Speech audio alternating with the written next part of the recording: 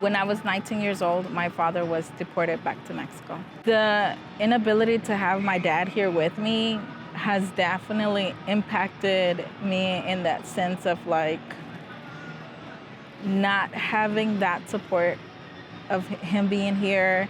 For me, like, it hurts me because it's a generational thing now. Like, I grew up without my grandparents, and now, like, unfortunately, my kid is having to live without his grandparent.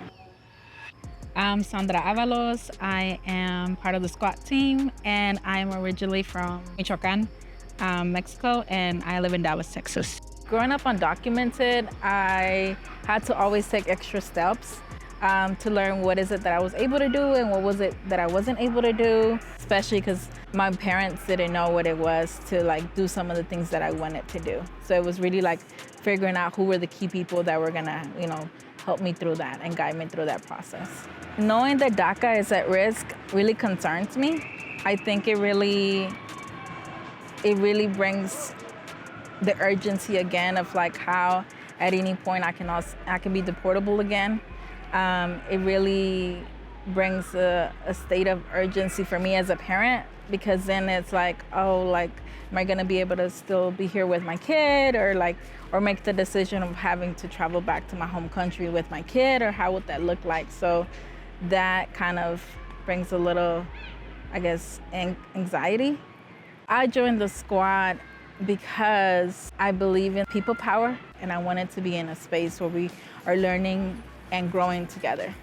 In the 2024 election, what's at stake for my family, for my community, for my folks in Texas, is being able to continue to be in that state and thrive, especially when we have bills that are being passed that are attacking our communities, where they feel like they can't even take their loved one to get a checkup at the doctor, or take a loved one to the grocery store. That for me is at stake, because that means that potentially I can't do the same for my people. And so like, we need to ensure that we vote some people out and we bring in some folks that are gonna, support us and continue to be able to find ways that we can have our people be able to just live in our states. My name's Sandra, and I want you to join the squad because our community is under attack and we need to protect one another.